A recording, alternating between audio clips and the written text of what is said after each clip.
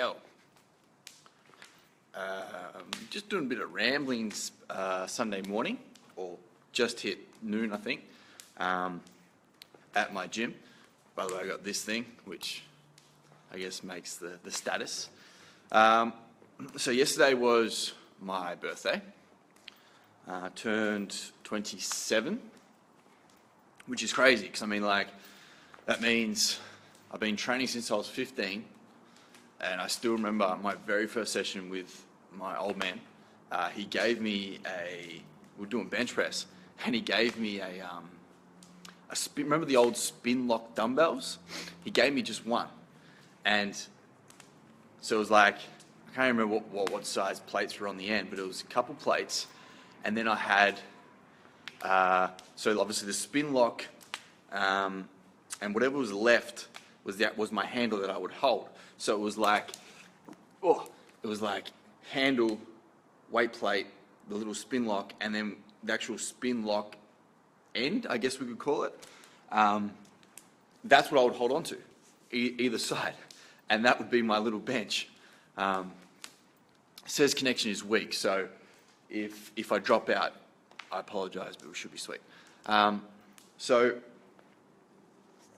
that was when I was 15. That was when I first started weight training, or strength training, I guess we would call it. And then, now, however many long, 15, what's that? So 12 years down the track of lifting experience.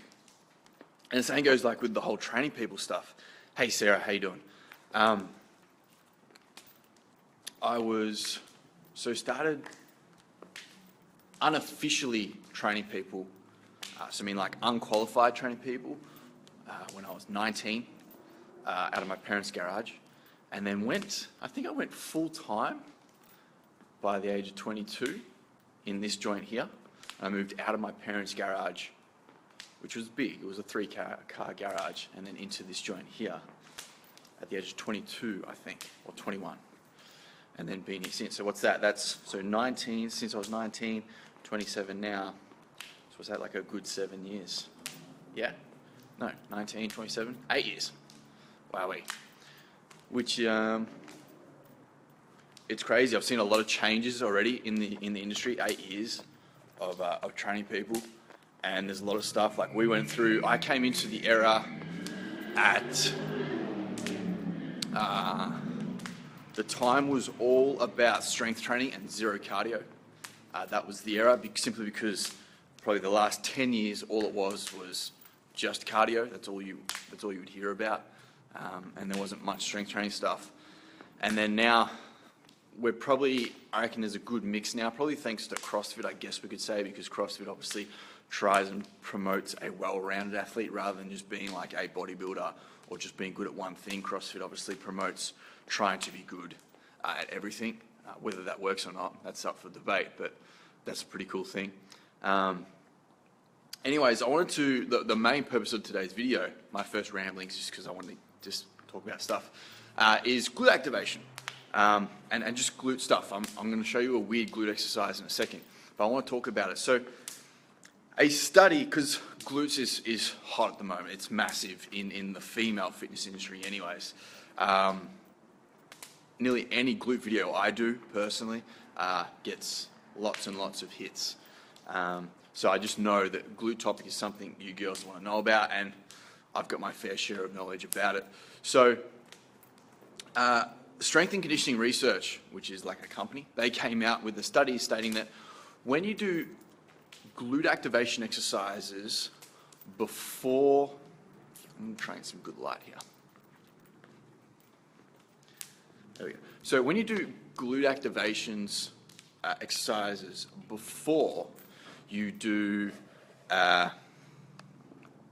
your strength training or your main glute exercise, the activation during the main glute exercise is much higher, and you get a much more better training effect.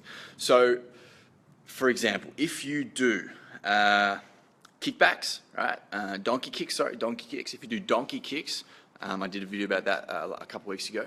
If you do donkey kicks before you do your main glute exercise, for example, barbell hip thrusts, you'll get much more of a better training effect out of the barbell hip thrust thanks to the donkey kicks you did beforehand, because your glutes are far more awake. Glutes are like a sleeping giant. They're massive, they're huge, they've got massive potential, they've got lots of strength, they've got lots of potential to build some rock solid muscle on the glute, but they're really sleepy, and that's due to sitting down a lot and just not having a great mind-muscle connection with the glute.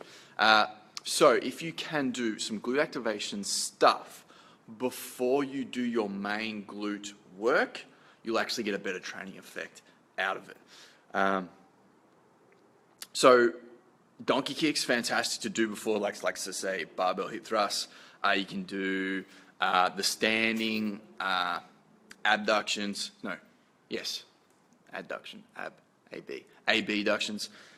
You can do clamshells. You can do lateral band walks. Anything that is very small, almost like an isolation glute exercise, just to wake them up. You don't want to toast them, you just want to wake them up a bit. So when you go into your big bang glute exercise, you're going to get a much better training effect out of it. Which brings me to this weird glute exercise I've actually been doing whilst I've been talking to you, walking around the gym. I'm going to try and back out here. Let's see if I can get this in, because I've got the stick with me. So it's called band marching. And if I can redirect this, you'll see what I've got on here. Okay, so you'll see I've got a dipping belt, and then I've got a band hooked around my foot. Just lost the camera, hang on. There we go. So band hooked around my foot, up into the dipping belt, through that dipping belt, and then hooked onto that foot there. And all you do is simply just march like this. So you march. You can do it on the spot, you can do it walking in circles, however you want. And I do it for time. I don't worry about reps, I just do it for time. So I've been talking to you girls for probably maybe 5 minutes or so. So I've been doing them for about probably 3 minutes, because I stopped for a bit for a break. And you can go wide, so you can go really wide with your stance. You really want to emphasize on think of doing it bow-legged, not necessarily just straight up and down like a march, like an army march. You want to do bow-legged. So really push the knee out, but keep the foot under your hip, but pushing the knee out to the side. I'm going to try and show you here. So it'll look more like that. It's very hard to do it. This stick's not long enough. But yeah, think bow-legged when you're marching. So really driving the knee out to the side whilst keeping the foot underneath you.